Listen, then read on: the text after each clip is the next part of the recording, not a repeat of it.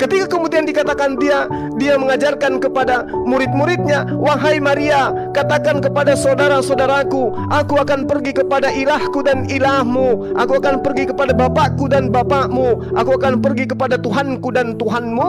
Ternyata di dalam Al-Quran itu sangat jelas dikatakan, ani abudullah rabbi wa rabbakum, sembahlah Allah, Tuhanku dan Tuhanmu. Sementara konsep hidup kekal yang diajarkan oleh Yesus kepada murid-muridnya adalah wajib hukumnya mendudukkan Yesus itu sebagai nabi, sebagai utusan. Sedangkan kitabnya umat Islam mengajarkan in huwa illa abdun an'amna alai wa ja'alnahu mathalan li bani Israil. Yesus hanyalah nabi, utusan Tuhan kepada Bani Israel.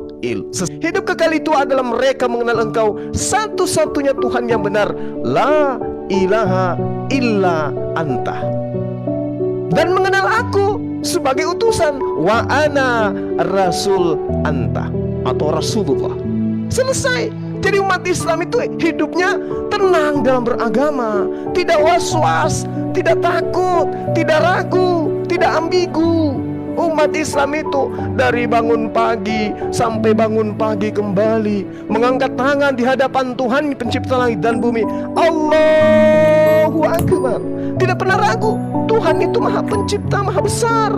Sementara kalau teman-teman bernyanyi, malam kudus sunyi sepi, ada Yesus, ada Tuhan Yesus. Ini ambigu. Kenapa? Bergejibun data di dalam kitab yang dipegang sambil bernyanyi mengatakan Yesus utusan Tuhan. Dia manusia, dia tidak dapat berbuat apa-apa dari dirinya sendiri. Tapi kalau umat Islam, Qul huwallahu ahad, Allahu samad, lam yalid wa lam yulad wa lam yakul lahu kufuwan ahad. Final. Allah. Katakanlah Tuhan itu satu. Ya, katakan Tuhan itu satu. Dan memang Tuhan itu satu. Kalau di dalam kitab Anda, Tuhan itu ada 3. Di dalam 2 Yohanes 5 nomor 7 kalau nggak salah, ada 3 yang bersaksi kelak nanti di surga. Ya, termasuk Matius 3. Kalau yang 3 bersaksi di surga itu yang mana, akhi? 1 Yohanes 5:7. 1 Yohanes 1 Yohanes 5 ayat 7. Ah, tuh. Jadi kalau di Islam itu final, Qul huwallahu ahad, Allahu samad, lam yalid wa lam yulad wa lam yakul lahu kufuwan ahad. Taruhlah misalnya kita tidak mengenal Tuhan, tapi dengan kita mengatakan Allahu samad, Allah tempat meminta segala sesuatu, lam yalid wa lam yulad, Allah tidak beranak dan tidak diperanakan, wa lam yakul lahu kufuwan ahad, dan tidak ada sesuatu yang setara dengan dia. Boleh kita mengambil data dari kitab manapun kemudian yang dikatakan sebagai ajaran para nabi yang mengatakan bahwa Tuhan itu manusia. Ada enggak? Subhanallah. Yang mengatakan bahwasanya Tuhan itu diciptakan. Tuhan itu kemudian punya anak. Di mana itu dikatakan? Kecuali ajaran penambahan-penambahan kemudian. Nah, karena itulah saudaraku, ketika Anda mencintai Yesus, jalan satu-satunya untuk sampai kepada Bapa, kata Yesus dalam Yohanes, Shalom Aleichem. Juga di dalam Lukas 24, Shalom Aleichem. Islam atas kalian semua. Aku tinggalkan damai sejahtera. Aku tinggalkan Islam untuk kalian semua. Ini dikatakan itu. Maka dia katakan, hidup kekal itu adalah mereka mengenal Engkau satu-satunya Tuhan yang benar. Satu-satunya loh. Berarti nggak ada yang lain. Kalau cuma satu ya nggak ada yang lain. Dan mengenal aku yang Engkau utus. Aku dikenal sebagai apa? Sebagai utusan. Berarti aku adalah Rasulullah. Siapa yang mengatakan Yesus itu Rasulullah? Islam. Jadi kalau cinta Yesus, mau sampai kepada Tuhannya Yesus, tak ada jalan selain Islam. Shalom alaikum. Oke, saya kira gitu panjang lebar sebagai pengantar antum kemudian untuk bertanya yang lebih banyak lagi terhadap Islam ini. Ya, karena Yesus itu Tuhan atau bukan Tuhan, dengan Islam kita semuanya tetap akan selamat.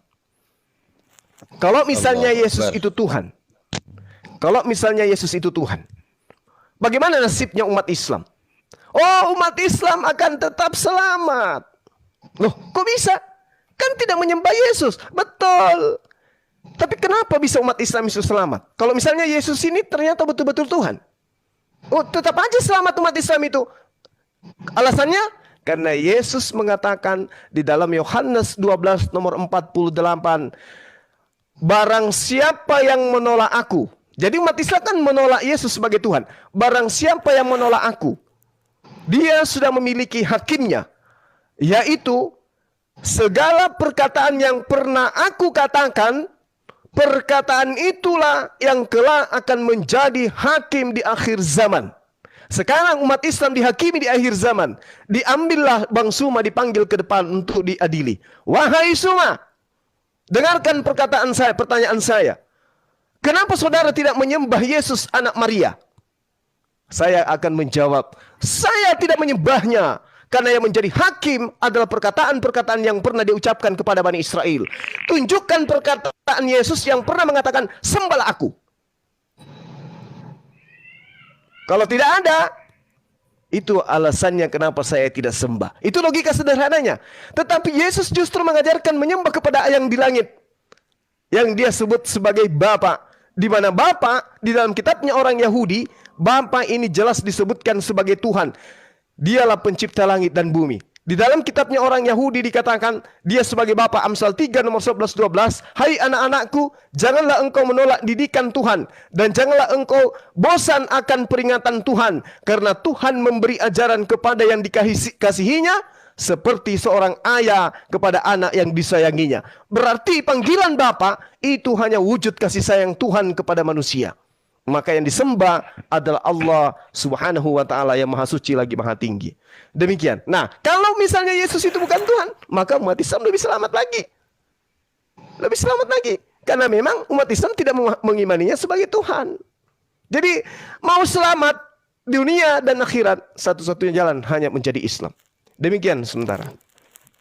Silakan yang lain. Baik, silakan Bang Bernard.